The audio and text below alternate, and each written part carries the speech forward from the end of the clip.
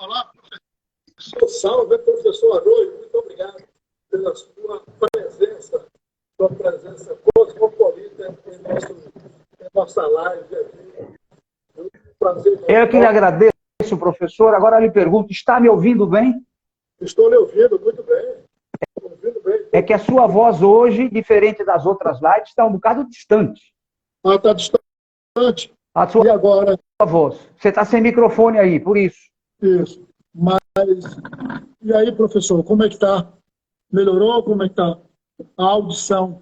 Quando você se aproxima do teu aparelho celular, naturalmente que fica melhor. Mas quando você está um pouco distante, some um pouco a voz. Eu estou usando o microfone aqui hoje porque tem um barulho aqui na região e eu espero que não haja interferência desses ruídos. Certo. E você me perguntou se eu estou bem, professor, e eu vou lhe dizer que se melhorar, fica melhor. Se melhorar, fica melhor. Maravilha. Pode encostar. Certo. Mas eu vou fazer o possível para aumentar os meus decibéis. Não, tudo bem, eu já estou te ouvindo bem. No início, quando você estava falando, sentado mais confortavelmente, não se ouvia bem. E eu estou ouvindo uma outra voz aí agora que está conversando contigo. Exatamente. Valeu. Você, professor, não me mandou o card. Quando você posta, se postasse lá, professor Arroio, postaríamos os dois juntos. Eu não postei sozinho para não confundir as pessoas. Por exemplo, já está aqui a professora Aruzi. Eu falei com ela que estaríamos no seu canal. Para que as pessoas não confundissem, em vez de ir no seu canal, aparecer no meu. Porque não aparece nos dois mutuamente, né? Pelo menos é o que eu penso, que não aparece nos dois. Mas já estamos por aqui. O Tiago Custódia, Aruzi Andrade e mais 15 pessoas já estão aí nos vendo, aí, de acordo com o Instagram. O Tiago Custódia é um jovem trabalhador e um pensador também. Ele mora no distrito de Humildes, em Feira de Santana. Obrigado, Tiago Custódia. Um rapaz de bem. Que bom você estar por aqui, Tiago, para ouvir o professor Antônio Arroio, que esse camarada é uma águia. Né? Seja muito bem-vindo, não só Tiago Custódia, mas a Arúzia e tantas outras pessoas queridas e queridos. A Silvana, professor de Oliveira, que é lá do Paraná, me parece, ela disse que está vendo eco. Agora ela escreveu que aparece sim, eu não sei exatamente o que foi, mas eu quero ver aí se eu apareço legal aí. Olha, a Deise Nascimento acabou de adentrar. Deise, querida, muito obrigado pela sua presença. Fico muito feliz com essa torcida aqui para o professor Barroso, grande mestre da oratória, que leu livros para tudo quanto é lado e que tem algo que é importante para a comunicação. Ele tem experiência profissional. Ele não viveu nem vive da teoria. Agora, eu admiro o professor Barroso como escritor. Você tem uns livros, meu caro, que nos empolga, que nos leva para outro planeta. É estonteante, como você usa muito esse termo, estonteante. Aliás, eu uso um termo teu nos meus cursos, que é levantar, falar e vencer. Eu sempre digo o teu nome lá, é isso aí. Muito bom. É isso, professor. Hoje nós queremos bater um papo sobre comunicação no cotidiano. Pois bem. Exatamente. Por quê? Mas por quê, professor? Não sei se você vai concordar. Nós trabalhamos juntos há algum tempo atrás em diferentes cursos com empresas, com outras empresas, não há necessidade de citarmos aqui nomes. E a maioria desses alunos daquela época e as épocas atuais nos procuravam e nos procuram, professor, não sei se é o teu caso, não necessariamente para ser um profissional palestrante, não necessariamente para discursar para o público. A sua maioria quer fugir daquela tendência da timidez, quer apresentar um trabalho, por exemplo, um novo projeto na empresa. Ele gostaria de ter uma conversa mais assertiva com seus colegas. Ele gostaria, por exemplo, de ter coragem, entre aspas, de falar com seu vizinho, com a sua vizinha, e até no métier familiar. Há quem diga, professor, eu tenho dificuldade de trocar ideias com meu filho. Então, professor, eu acho muito legal esse tema, comunicação no cotidiano, porque nós vamos falar exatamente do cotidiano. O que acontece, por vezes, quando há o ruído de comunicação. E nós brasileiros, como você me ensinou, adora fazer fofoca, ou seja, começa a coçar, eu lembro de você falando isso no curso, e aí o cara começa a coçar, não para mais de coçar, é a fofoca. E isso é muito ruim. É bom que sejamos claros na nossa comunicação, de forma que o outro compreenda exatamente o que nós queremos levar de mensagem. É isso aí, esse é o tema de hoje. Muito bem, professor. Eu sempre gosto de lhe ouvir, né, e a sua companhia, seja presencial ou virtual, ela é sempre benéfica, frutífera, saudável, né? E a gente precisa se relacionar, contactar com pessoas inteligentes, pessoas que amam a boa leitura, o bom livro e as boas reflexões. E isso você faz muito bem. E está cada vez mais se esmerilhando, porque a comunicação é algo que a gente vai se evoluindo aperfeiçoando constantemente. Exatamente. Constantemente. E essa sua dica, que foi você quem sugeriu o tema sobre a oratória do dia a dia, a oratória do cotidiano, ela é fundamental, porque existem muitos conflitos na humanidade, seja na família, seja na empresa, seja na academia, numa igreja, em qualquer ambiente humano. A causa maior dos conflitos ou de conflitos é a falta de uma comunicação límpida, clara. E as pessoas têm uma grande dificuldade em clarear, em tirar da sua cabeça suas ideias e vernaculizar, e verbalizá-las, materializá-las pelo vernáculo, pela palavra. E, como o professor Arroio sabe muito bem, foi a palavra quem nos criou. Foi a palavra quem criou o universo, o cósmico. Foi quem criou tudo. Quando o Criador disse, haja luz, houve luz. E aí foi criando tudo com o verbo, com a palavra. A palavra é mágica, ela é milagrosa. A palavra é milagrosa.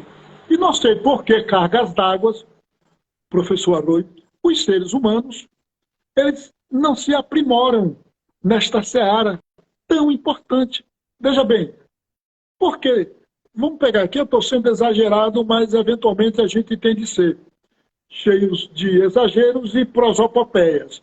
A guerra Rússia-Ucrânia. Com certeza aí faltou um pouco de diálogo. Uma certa clareza na comunicação.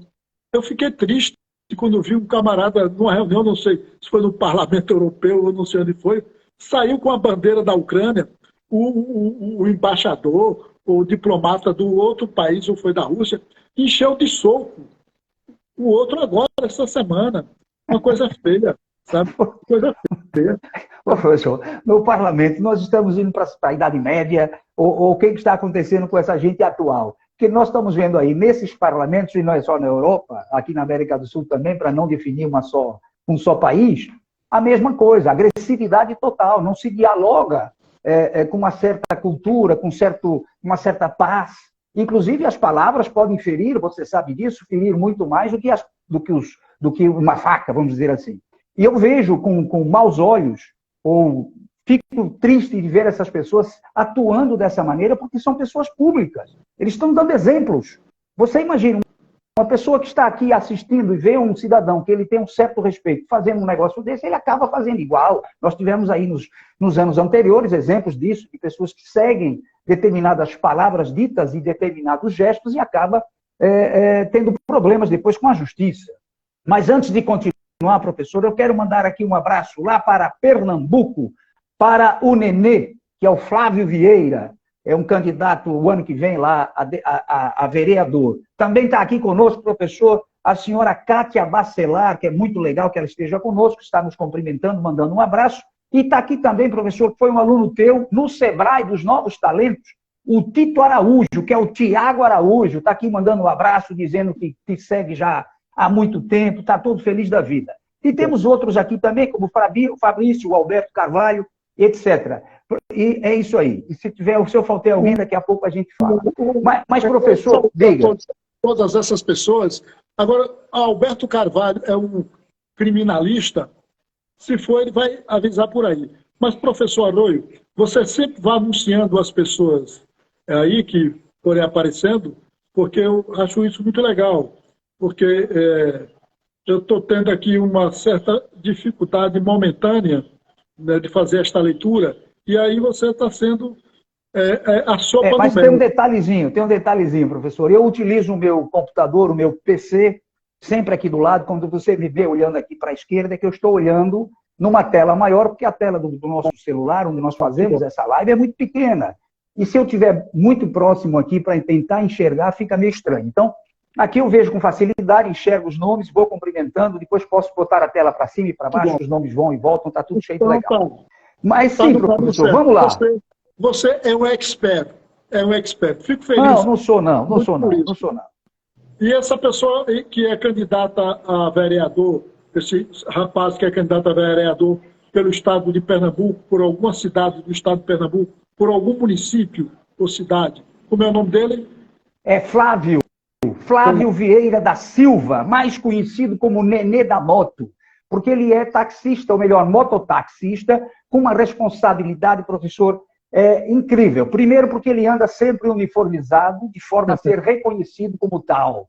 Segundo, ele anda com todas as seguranças. A moto dele constantemente faz revisões. Ele não dirige ali simplesmente para ganhar algum dinheiro no dia. É uma profissão que ele atua e eu faço com qualquer outra profissão, como se fosse um advogado, um médico, enfim, ele faz com muito carinho, com muita dedicação. E ele todos os dias coloca lá no Facebook o ponto que ele fica lá na cidade de Vitória de Santo Antão, no estado de Pernambuco, onde houve lá a Guerra das Tabocas, que os baianos, não, os pernambucanos, juntamente com os índios, colocaram para fora de lá os holandeses. Tem lá um lugar muito legal que eu fui lá visitar, inclusive ele estava lá também. E ele é um dos candidatos, professor, aprendeu conosco a se expor um pouco mais, é um homem de uma excelente oratória, tinha os seus vícios de linguagem, como todos nós por vezes temos, corrigiu isso tudo, que o nosso grande segredo, professor, não está na realidade em nós. O segredo está no aluno que segue as regras às quais nós ensinamos. Quando passamos uma ferramenta e o aluno, por algum motivo, não a pratica, não adianta nada. Ele vai dizer lá na frente, o professor não é um grande professor, porque afinal eu não consigo fazer o que ele me ensinou. Temos que praticar. Você disse no início da nossa conversa que nós estamos sempre estudando cada vez mais, aprofundando o nosso conhecimento para que possamos naturalmente sermos um comunicador de melhor qualidade. Só treinando, só usufruindo, só fazendo aquilo que seja necessário. É isso que eu sempre digo aqui aos nossos queridos alunos. Mas, professor, me diga algo sobre a questão do cotidiano para que nós possamos, então, continuar esse bate-papo aqui. Dê um exemplo aí que eu sei que você deve ter muitos.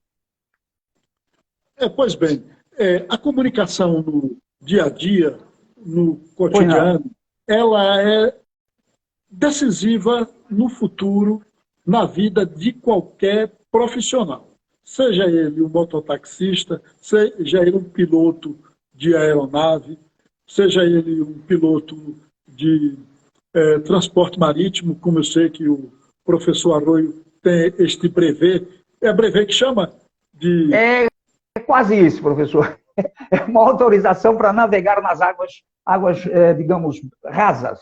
Eu não posso atravessar o oceano, mas aqui na beira-mar dá para levar. Atravessou o oceano, vindo de Portugal para cá? Depende. Se o cara se perder nas correntezas e nas ventanias que possam levar, já foi, está lá. Agora, é difícil, é difícil. Professor, antes que eu entre no cotidiano, você passou algumas décadas na Alemanha, em Berlim, em Munique. Onde foi que você passou? Cerca de 20 anos? Ou quase 20 ou mais? Foram um pouquinho mais. Mas 20 anos exclusivamente inteirinhos dentro da Alemanha.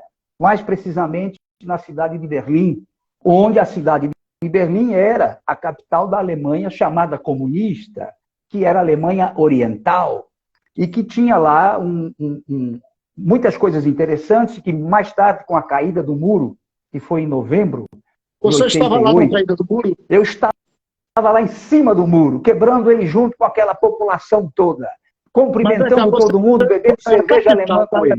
Comunista, era Bonn, não era não? Não, a capital. Bonn era da Alemanha capitalista, que passou imediatamente a ser... Você lembra que o presidente naquela ocasião, presidente não, primeiro-ministro, era o... Rapaz, me fugiu o nome. Mas foi ele que, depois, mais tarde, unificou as Alemanhas, quando passou, então, a Alemanha a ser só um país, como era antes da criação do muro, que foi, naturalmente, algo que ocorreu com influência dos países, como os Estados Unidos, a França, a Inglaterra e a Rússia. Cada um pegou um pedaço da cidade de Berlim, dividiram aquilo tudo e aquele muro foi construído, não por eles, pelos próprios alemães orientais. Mas, enfim, professor, ali... Professor, vamos lá. Você tinha... Eu vou dizer, eu tive uma vez uma aluna de oratória, isso tem uns 15 a 20 anos, que ela me falou que morou na Alemanha, né? Na Sim. Alemanha Ocidental. E eu disse, que bom, então você deve falar bastante alemão, né? Germânico. Ela disse, não, eu falo mais ou menos. E eu perguntei, você fazia o que na Alemanha? Ela disse, não, eu trabalhava num restaurante, na cozinha de um restaurante. De quem era esse restaurante? Aí ela disse, do português. Do português. Aí mexi para lá, mexi para cá, esse português era você. Olha, professor, tá vendo aí? De português, como é que era? Porque... Era assim, veja bem, os portugueses que iam lá diziam, esse é o Brazuca. E os brazucas que iam lá diziam que era o português, porque a minha vivência nos primeiros anos em Berlim foi só com os alemães. Posteriormente, comecei a conhecer pessoas da nossa língua que eram os portugueses, porque a comunidade portuguesa em Berlim era muito grande, não só em Berlim, como toda a Alemanha. O povo português na Alemanha é reconhecido como sendo um grande povo trabalhador.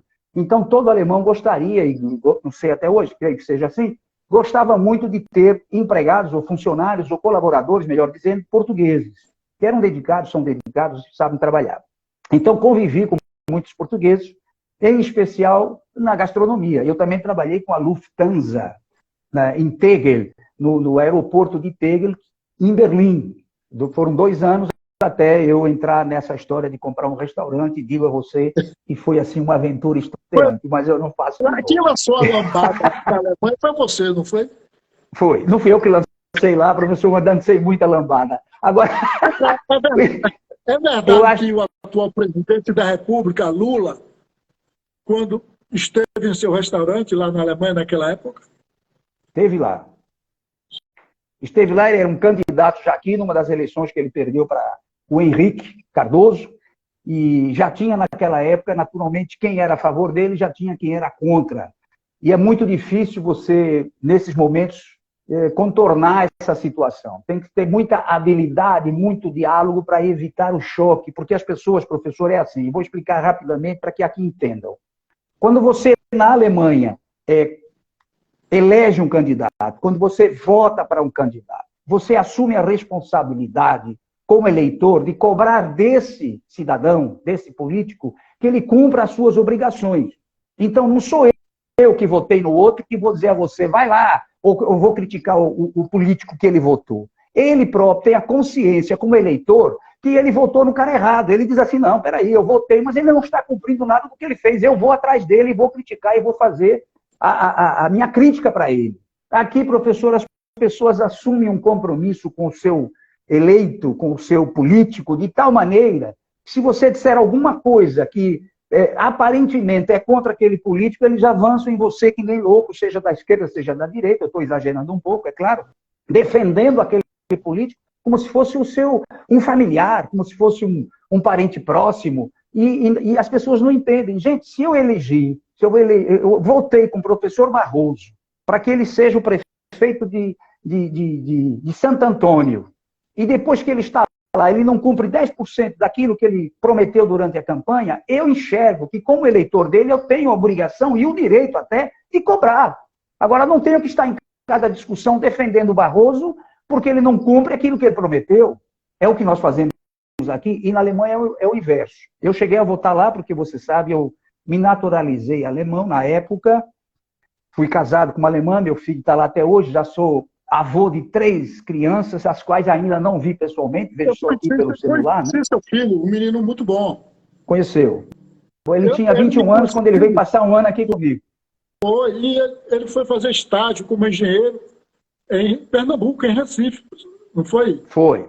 Com Ele fez operação lá, do aprender Banco na da Venda. prática, fazendo uma série de coisas e tal e tal. É isso mesmo, professor. E nós, com essas andanças, vamos adquirindo certa experiência e que se nós, brasileiros, tivéssemos a sabedoria de aproveitar a experiência alheia,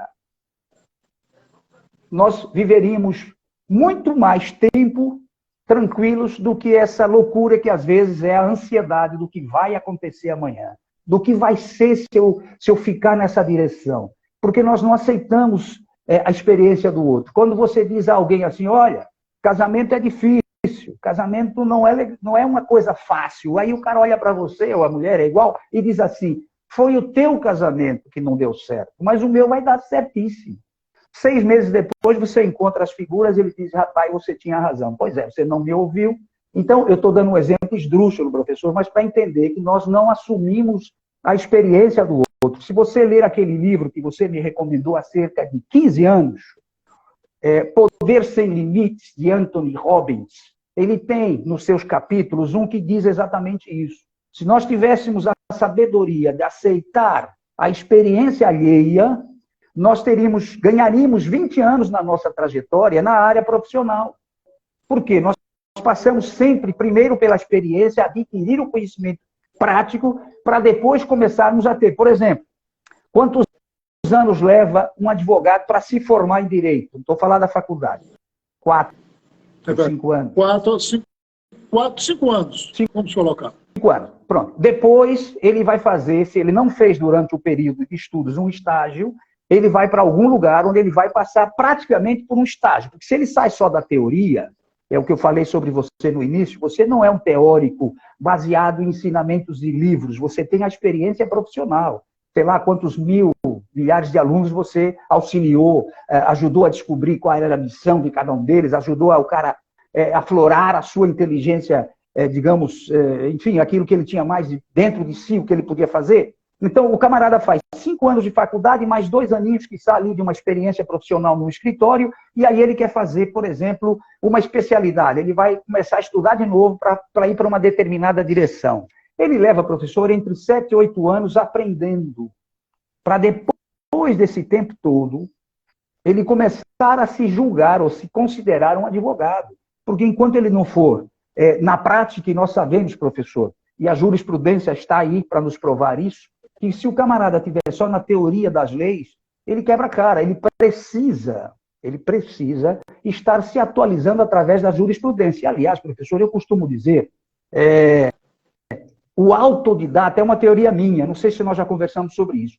O autodidata do século XXI não é o camarada que um dia entrou numa biblioteca e começou a estudar, não. O autodidata do século XXI é o profissional que sai da faculdade, que faz uma especialização e que, a partir do momento que ele começa a trabalhar, ele continua aprendendo, estudando, através, por exemplo, o advogado da jurisprudência. Porque se ele ficar só na teoria que ele teve na faculdade, 6 meses depois ele está desatualizado. Aí você fala, e o médico? O médico é a mesma coisa. Todos os dias nós temos novos medicamentos, novas experiências, novas descobertas para curar determinadas doenças. Por exemplo, há 20 anos você não falava em hepatite C, você falava em cirrose. Há 20 anos não tinha cura, hoje tem. Então, essa atualização, ela vem mesmo depois da faculdade. É o que eu chamo de o autodidata do século XXI. Porque, professor, você tem essa experiência e conhece. Há cerca de 30 anos, o camarada saía da faculdade, pendurava o seu diploma na parede, que era para todo mundo ver que ele tinha feito uma faculdade, e ficava ali pendurado e ele era o bambambam. Hoje, se nós não atualizarmos diariamente, podemos perder uma série de coisas. Você pode até me perguntar.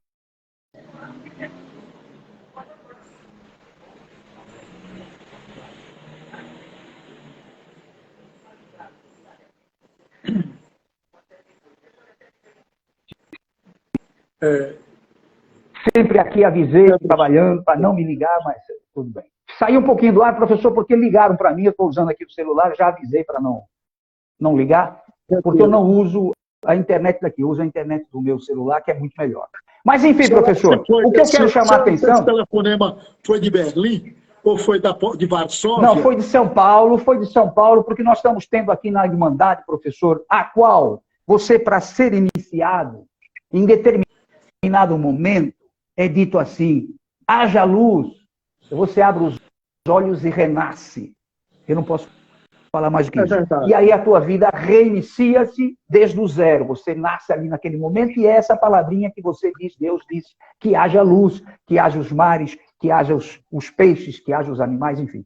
E lá também, você está com o olhinho fechado, que haja luz. As luzes são acesas e você começa uma vida nova. Mas voltando ao que nos interessa, professor. Nós vivemos eternamente aprendendo. Eu não considero que sejamos eterno aprendizes, mas somos, sim, aprendizes no cotidiano. Porque todo dia tem algo novo para aprender. Se eu lhe perguntar, vai, diga. Professor, no caso do cotidiano, inclusive tem Sim. jovens que vivem tremendos conflitos, porque ele tem dificuldade. Numa entrevista de emprego, por exemplo, ele terá de se manifestar, terá de responder as perguntas, terá de se comunicar verbalmente e fisicamente, através das suas expressões faciais, através das suas expressões corporais. E ele terá e tem muita dificuldade de se expor publicamente. Veja, vai estar em jogo o futuro dele, a sobrevivência. E ele tem muita competência, muita capacidade. Mas no momento em que ele se senta à frente do entrevistador ou da entrevistadora, dá um branco em sua memória, ele fica com as pernas totalmente bambas, as mãos ficam trêmulas, suadas, a boca fica muito seca, dá um nó na garganta, o seu emocional fica totalmente abalado. E aí aquele jovem, aquele profissional, aquela pessoa que tem muito a dar àquela corporação, àquela empresa, àquela instituição, ele é descartado como se fosse alguém despreparado para exercer aquela atividade profissional por conta dessas posturas sintomáticas que ele demonstrou no momento da entrevista. Certo? Daí a importância de um preparo prévio, dele estar sendo acompanhado por um instrutor, por um profissional, para que ele possa realmente não só prestar um bom serviço àquela empresa sendo aprovado, mas também trabalhar sua autoestima, porque ele, com certeza, ele sairá dali com a estima lá embaixo, sairá com os ombros caídos, com os olhos fitos ao chão, na postura de um derrotado, por conta de uma orientação. Então, essa oratória, esta comunicação do cotidiano, ela é quem vai construir o grande oceano, né? Porque quem faz os rios são os riachos, e os rios fazem o oceano.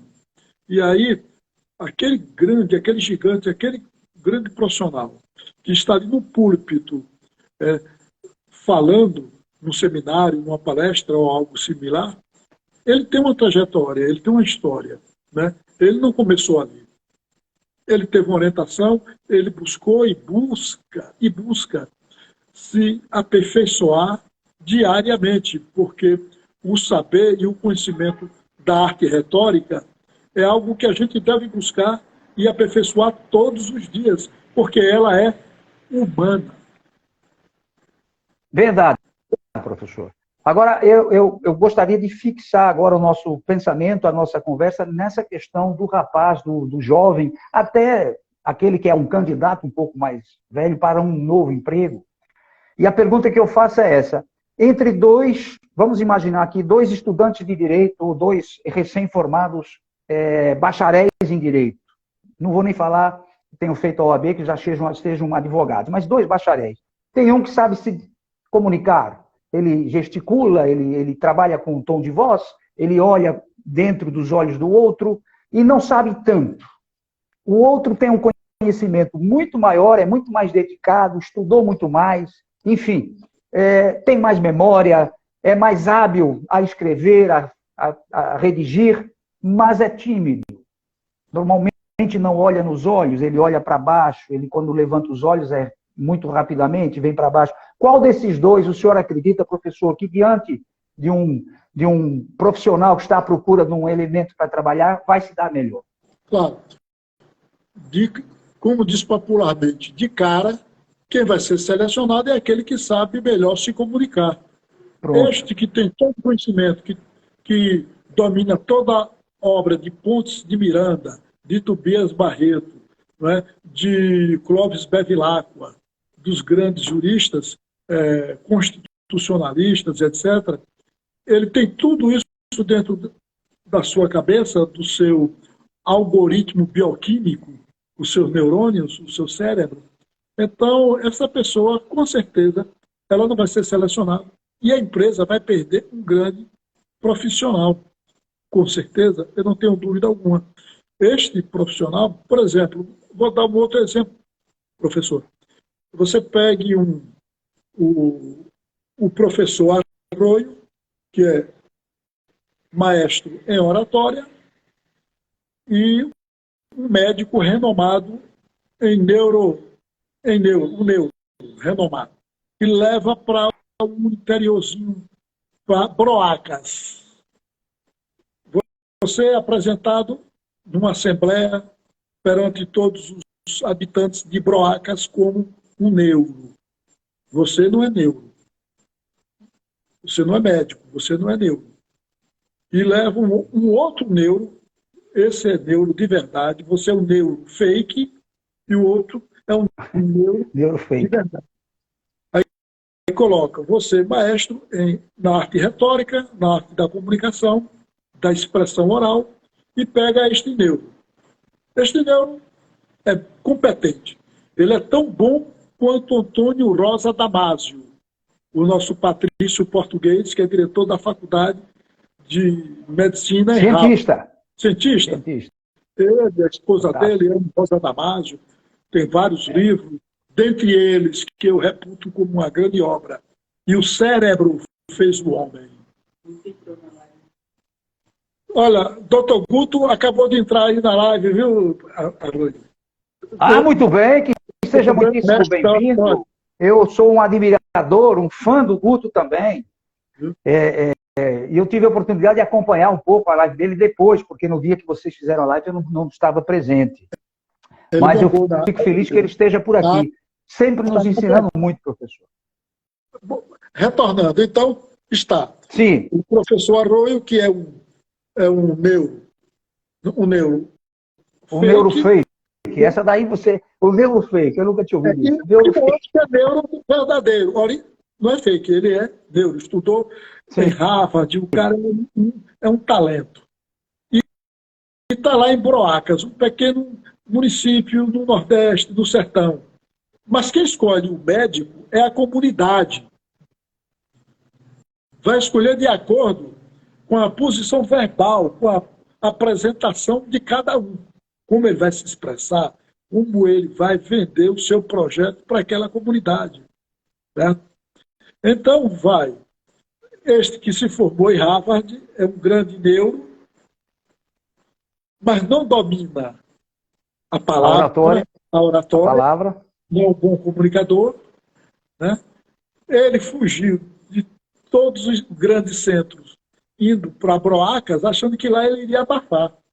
Bom, lá eu me escondo, e ele nem olhava nem para os clientes, nos olhos do cliente, porque tinha medo, tão tímido que era.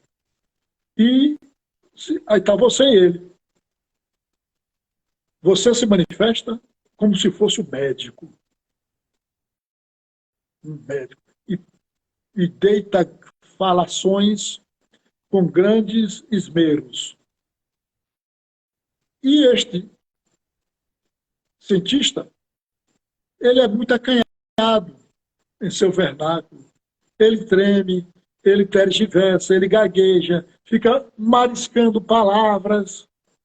Você acha, professor, que a comunidade, na hora de votar, de escolher, vai escolher quem? Vai escolher o maestro da palavra.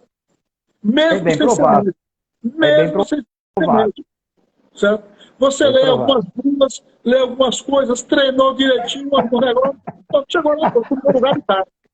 No Ô, lugar de tá. Então, professor, essa história aí, você quase está contando um capítulo dos teus livros, que eu sempre disse que você sempre é, ou lhe comparo, sem comparações, na verdade, mas eu sempre vejo que você é um Tobias Barreto da atualidade. Os teus livros que você escreve, os romances que você escreve, são fantásticos. Eu não esqueço aquele que conta da história aqui da Bahia de Todos os Santos, das tormentas, enfim, é muito legal. Eu gosto, tenho esses livros comigo aqui, que eu agora empacotei alguns livros, que eu estou guardando esses livros num outro lugar. Mas voltando aqui ao que nos interessa, eu acho que nessa história, professor, seria mais interessante se esse Neuro contratasse os serviços de um bom orador e fosse com ele lá e apresentasse ele, dissesse, olha, esse aqui é o professor Antônio Andrade, neurocientista baiano, que tem um ícone na neurocirurgia, no neuro, enfim, ele realmente existe, é um camarada fantástico, tem livros também lançados, muito bom. Ele é irmão da Aruzzi, o cara é fera. E é professor ainda, aos 75 anos, ministra aulas, trabalha o dia todo, não fica parado, é um cara que tem um cérebro funcionando constantemente. É o que ele diz, professor.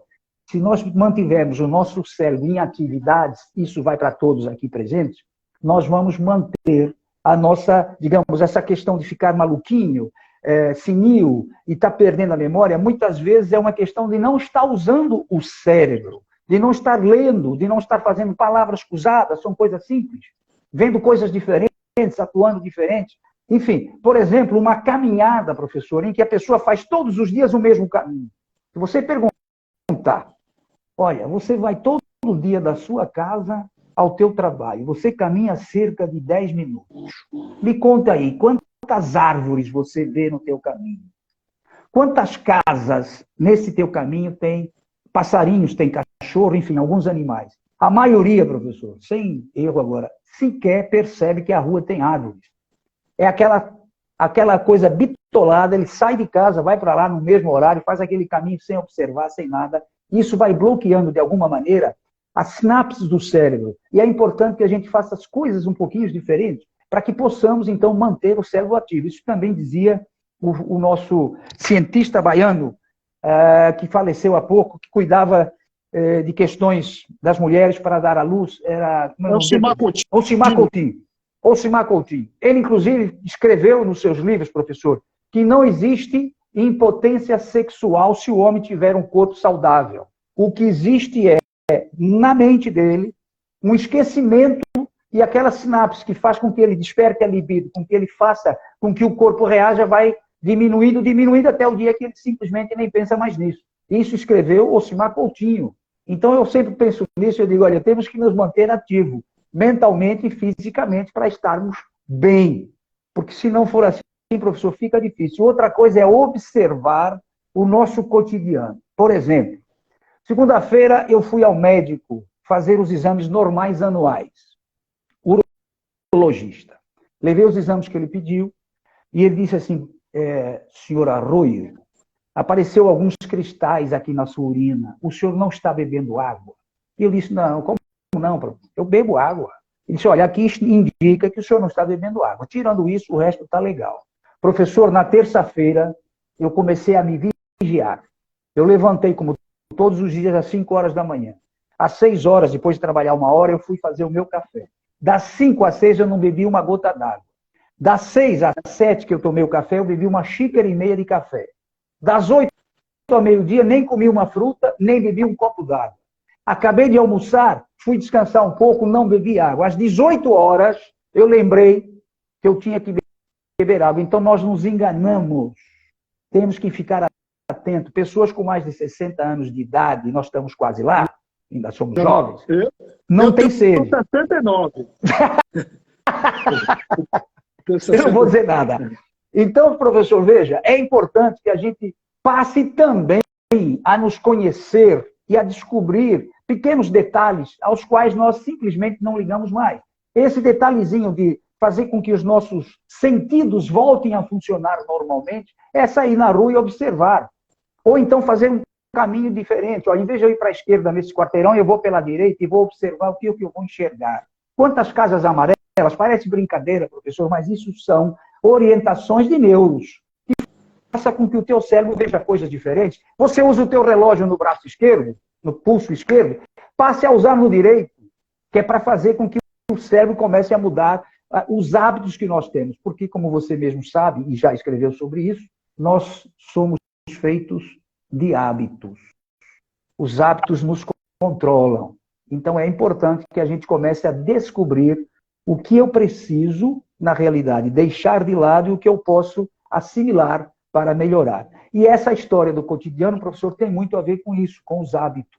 Se eu tenho o hábito, diga. Professor, quando eu citei a questão do médico, aí a gente pode fazer uma analogia com os políticos. Também. Por exemplo, você poderá pegar um candidato ao legislativo ou ao executivo, um candidato com os melhores propósitos, as melhores ideias, numa compliance de fazer inveja, mas ele não é... Numa quê, professor? Eu não entendi. Numa compliance. Uma compliance, né? De fazer invejável. E aí, de repente, ele não se elege, não tem voto nenhum. E aquele outro que era um bom orador e que não tem nenhuma ética, não tem princípios, não tem nenhum compromisso, ele se elege. Porque ele usa a melhor palavra do que aquele que é ético, tem bons propósitos. Eu me lembro, hoje eu tenho ouvido muita gente falando bem de Enéas. Essas pessoas que hoje falam bem de Enéas, se Enéas estivesse vivo e fosse candidato, não votariam Enéas. Elas dizem isso para poder escamotear a sua própria realidade. Enéas foi candidato a presidente da República por algumas vezes e não teve um reconhecimento eleitoral devido, certo?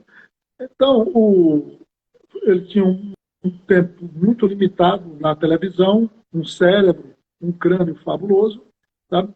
Mas o poder da oratória é muito grande, porque quem manda no planeta Terra é quem fala. Você não vai... Você já ouviu falar em algum governador ou primeiro-ministro mudo?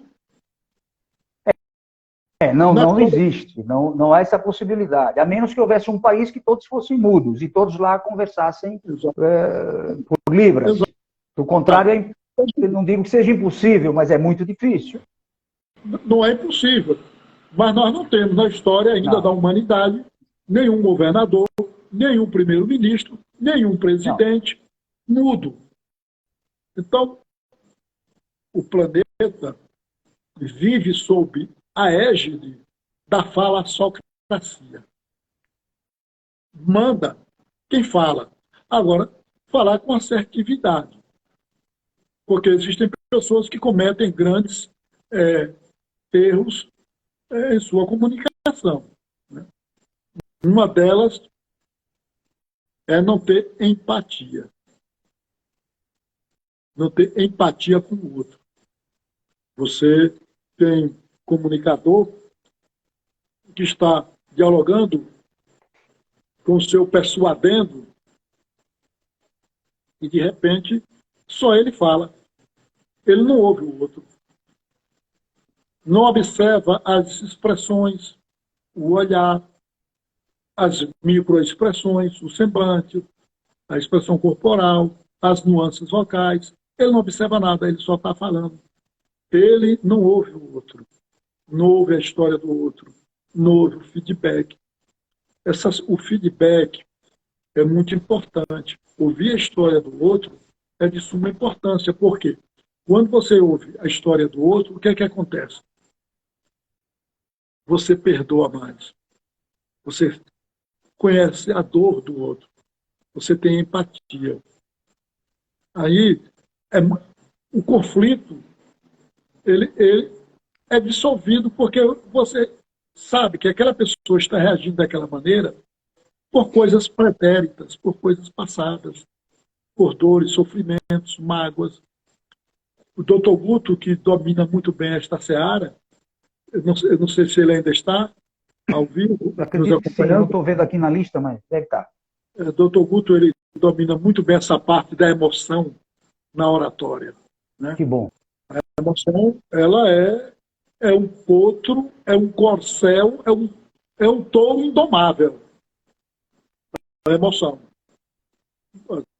Você está bem, tranquilo, falando, de repente você se depara com um olhar hostil, com um semblante zombeteiro, né? Está ali para lhe denegrir. E se a gente não tiver cuidado, maestria, como você tem, como o Guto tem, perde as estribeiras e perde o ritmo da oratória, da sua alocução, do seu raciocínio, pode até dar um branco na memória. Com certeza. O detalhe da emoção, professor, veja, quando eu digo aos alunos, antes de você aprender uma técnica, as técnicas de oratória, você primeiro precisa aprender a controlar as emoções. Eu nem uso bem esse termo assim, mas é nessa linha que eu vou. Para que você possa levantar, falar e vencer, você tem que ter controle das próprias emoções. É o que você falou. Se eu, por exemplo, sou atacado numa discussão e permito me ser afetado, tipo, eu levo para o lado pessoal, numa discussão coletiva, eu já estou ali, a partir daquele momento, totalmente fora daquilo que eu quero apresentar de verdade.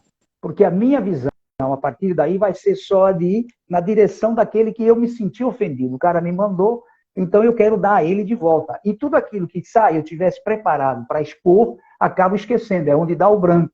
Então, essa questão da emoção é, em primeiro lugar, não permitir se sentir ofendido. Nem que seja, professor, algo que realmente foi direto para você. Se passa de abestalhado. Aquilo não foi para mim. Até porque, se nós formos considerar Leandro Carnal, que outro dia eu vi uma palestra dele, que eu acho que eu considero um grande palestrante, ele diz o seguinte: se alguém lhe chamar, digamos, de marido traído, você pensa, eu sou marido traído? Se for marido traído, o cara está falando a verdade. Por que você tem que se ofender, se você já sabe que é? Se você não for e sabe que não é, para que você vai se ofender também, se o cara não está certo? Então, é uma questão de interpretação. Você evitar, permitir se afetar. É como antes de você se apresentar para um grupo de pessoas, estar pensando em 1000 coisas que irão acontecer. Não vai acontecer nada daquilo que nós estamos pensando. O que nós temos que ter é o foco daquilo que nós vamos apresentar, e você sabe como, com pequeno script, se tiver auxílio hoje, com a tecnologia que nós temos, com slides, etc., é melhor ainda, mas ficar de boa, tranquilo, evitar ficar imaginando que vão fazer isso, vão me perguntar aquilo, e se me perguntarem, gente, é só manter. Então, é importante, professor, eu até aqui vou citar o nome do curso A Oratória de Cada Dia, ao qual eu tenho aqui na internet, para quem tiver interesse, quiser mais informações, é só entrar em contato com a gente, eu vou explicar o que é. É importante que antes de nós partirmos para o lado técnico da oratória, que é quando nós utilizamos dos gestos, do olhar, enfim, temos que aprender a controlar a emoção. E aí depende muito mais do próprio aluno, professor, do que da gente.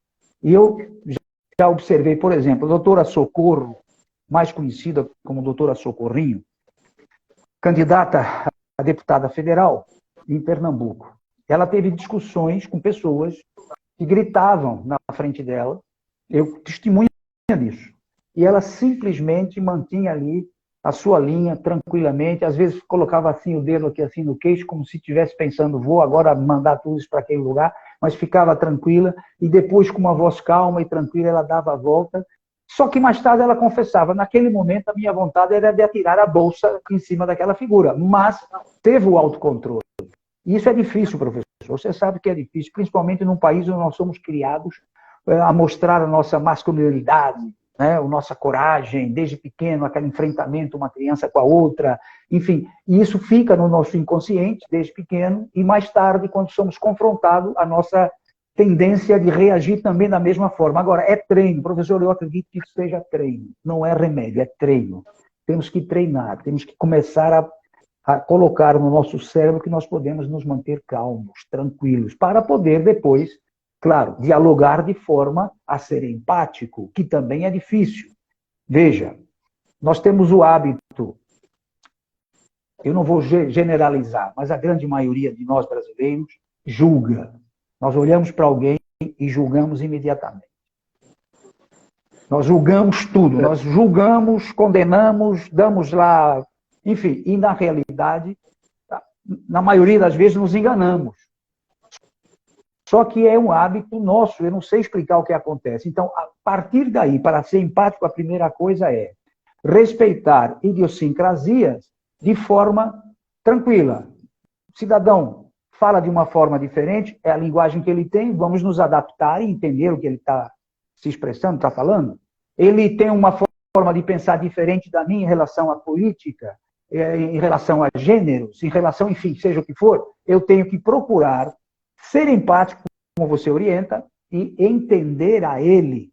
Porque eu entendendo, ou seja, o que você falou, que não é só ouvir, é escutar. A escutatória vai me dar ferramentas, e aí eu posso usar os gatilhos mentais, que eu não vou orientar ninguém a fazer isso, cada um aprenda, e eu vou jogar os gatilhos mentais em cima daquilo que ele está falando, dentro daquilo que eu considero uma empatia, e vou conquistar o coração daquela pessoa. Ao invés de bater de frente, ao invés de bater o choque, que é o que, na verdade, na maioria das vezes acontece. Nós temos visto aí, como você mesmo disse, no parlamento, cada um defende o seu lado, e há muitos anos, eu dizia assim, você briga, você defende o teu ladrão, que eu defendo o meu ladrão. E falando isso, na política nacional, eu cheguei à conclusão, peraí, será que eu estou ficando abestalhado? Como é que eu vou defender o meu ladrão? Parei com esse negócio e estou cobrando esse ladrão, porque se eu voto nele, você tem que fazer o que você cumprimentou. Quando eu digo ladrão, professor, é uma forma genérica de expor o que acontece no Brasil. Porque nós estamos vendo aí que, se você pegar hoje os 513, são 513 ou são 520 deputados, se nós pegarmos esses 520, aqui sem falar em partidos, e perguntar, vou fazer uma pesquisa, desses 520, quais foram os projetos que eles fizeram, que eles trouxeram, que eles realizaram em prol do Brasil? Quais foram as emendas que eles resolveram fazer para entregar num município, numa cidade, enfim, para que houvesse benefício para o povo daquela região, daquela comunidade? É só fazer isso. E aí você vai ver a decepção que a gente vai ter. É verdade. Porque a maioria, professor, quer aparecer numa CPI para estar na mídia. Fazer aqueles gritos, aqueles escândalos para estar na mídia. É verdade, professor. No que tange a questão da emoção, emocional, Pois não. é muito importante, porque quando o orador está ali no púlpito, na frente de uma plateia, ele vai despertar em cada pessoa que está ali sentada à sua frente, na poltrona, um determinado tipo de reação, um determinado tipo de pensamento. Dentre eles está o do invejoso, da pessoa invejosa. O outro, que gostaria de estar em seu lugar e não tem competência de estar ali. Gostaria de estar, não tem coragem, não tem preparos. E aí ele fica ruminando e mastigando vários demônios para dentro do seu intestino cerebral, que ele não tem cérebro, ele tem intestino. Certo? E aí, meu amigo, aí ele explode lá da cadeira de uma forma abrupta, né, para lhe atingir. Isso é o que a gente chama de comunicação violenta. É muito importante que um conselho que eu dou a quem vai falar em público. Recentemente eu tenho falado sobre isso, porque como o professor Arroio colocou muito bem, as pessoas estão muito agressivas. As pessoas estão apressadas por nada, né? E dada a neurose e a pressa para poder abrir aplicativos, né, no mundo virtual, essas pessoas estão apressadas. E daí se comunicam de uma forma muito grosseira e não clara. E hoje, se comunicar com clareza é poder. Se você tiver uma comunicação clara, você não imagina o poder que você detém em suas mãos. Porque as pessoas perdem muito tempo em conflitos, explicando e reexplicando porque tem dificuldade de ser claro e o outro lado tem dificuldade de compreender porque você não sabe explicar. Então, é bom, numa abertura de qualquer palestra, comunicação, você calçar a sandália da humildade e dizer para a plateia, olha, eu estou aqui provisoriamente. Qualquer um de vocês, qualquer um poderia estar no meu lugar para fazer melhor. Certo? Tanto é que eu vou reservar X minutos ao final da minha palestra para que vocês possam vir aqui e se expressar, inclusive me criticar, porque eu sei que você que está aí sentado ou sentada pode até e tem mais conteúdo do que eu. Então darei uma chance a você. Eu sei que você precisa dessa oportunidade de se manifestar. E eu vou lhe dar esta oportunidade. Aí você acalma o leão, acalma o demônio que está ali. Você exorciza a pessoa que está ali. Eu estou assim, professor, falando do professor, veja, você me fez lembrar um ensinamento teu, há muitos anos, em que você dizia que devemos observar o semblante daqueles que estão nos ouvindo. Porque você dizia assim, tem aquele que vai te olhar e vai fazer assim, e tem aquele que vai olhar e que está fazendo assim, e tem aquele que olha e está fazendo assim, tipo, nem estou aí com o que está rolando. Então, essas observações que a gente treina também, aprende também a observar, nos dá a oportunidade, por exemplo, numa pergunta retórica, de fazer o que você acaba de dizer. Pois não, olha, eu não conheço nada disso. Por gentileza, vem aqui e explica para a gente o que você acabou de nos perguntar, porque você conhece a resposta. A maioria não sai do lugar. Sabendo a resposta, a maioria não sai do lugar. É o caso agora. Você desarma quando você simplesmente coloca à disposição a tua cara. Vamos chamar assim, olha, você pode vir bater aqui, venha. Fala o que você sabe. E a gente aprende, professor. Se ele souber, a gente aprende. Por que ele está com raiva? Ele está com muita ira. Porque ele tem conteúdo. Às vezes ele tem conteúdo mesmo. E não tem oportunidade de falar. E você vai dizer que vai dar essa chance. Entendeu? Professor, eu não sei aqui, você que está acompanhando, mas provavelmente a gente falta... 2 minutos, professor, e eu acho que é o seguinte, vamos lá, para você salvar isso direitinho, quando você salvar lá, vem escrito, né, compartilhar, você está salvando, vai aparecer lá, colaborador, é o primeiro, colaborador, você põe meu nome, aí ele vai bater no meu feed automaticamente e vai ficar lá. Eu ia fazer uma capa para essa nossa live, mas acabei não fazendo, porque não adianta eu fazer, porque você é que vai salvar aí. E depois não deu tempo de falar comigo antes, que eu lhe mandaria e você joga. Eu tenho um suporte aqui, que é Rafael, ele está aqui, ele me dá o suporte. Eu sei, você já me falou dele, o cara é fera, muito bom, isso é importante. Um dia eu chego lá, vou ter também um suporte para me ajudar. Agora, professor, veja essa taça aqui, é uma taça destra, para quem pega nela com a mão direita. Como eu estou com a mão direita ocupada aqui, eu estou pegando a taça com a mão esquerda. Então eu não pego porque, olha, você já entendeu, né? Eu sei. O que é que tem dentro aí, professor? Lá do Rio Grande do Sul. É água, é água de Rio Grande do Sul. Água, professor, é água. Não, eu bebo água, porque a propósito, você chamou atenção, vamos deixar claro aqui no encerramento. Nunca se permita drogar-se antes de qualquer apresentação. Esse papo que eu vou tomar uma cachaçinha, esse papo que eu vou tomar algo para relaxar, esqueça, isso é um problema sério. Você tem que ter o autocontrole sem absolutamente nada a não ser a própria mente. Professor, vamos fazer aqui para as pessoas fazerem uma foto nossa. Ó. Eles vão fazer o print e vão nos mandar. Aí, ó, manda para a gente aqui, você que está fazendo, vai lá, faça o print aí, quem estiver conosco. Só um minutinho mais, professor, agora, vai. Faça um print, manda para a gente, que a gente vai gostar, professor, e vamos publicar. Professor, meu caro. Professor, muito obrigado. Eu quero lhe apresentar aqui esse meu último livro. Você... Pois não, ele está virado, não consigo ver se está de ponta cabeça, professor. Não. Tá aí, tá, vira, está de ponta cabeça. Assim. Aí, agora sim. Ou não? Eu já entendi, professor. Ele estava de ponta cabeça, mas ele também está do lado oposto. Então, vamos tentar ler aí. Vou ver se eu consigo ler de trás para frente. Não, o nome do livro é Os 4 Hábitos do Orador Eficaz. Poxa vida, eu vou buscá-lo. Você já tem aí nas... Onde é que você tem esse livro para a gente comprar, professor? Rapidinho, que é para o Instagram não fechar nós aqui e acabou a onda, hein? Tranquilo. E no dia 12 vou abrir uma mentoria em oratória eficaz. No dia 12. É a primeira minha. Valeu, professor. Um abraço, professor. Muito obrigado pelo convite. Fiquei extremamente feliz, sempre aprendendo muito. Fecha o teu canal, encerra o negócio aí e salva. E manda para mim. Liga aí pro menino, mandar para mim, ele sabe como. Vai!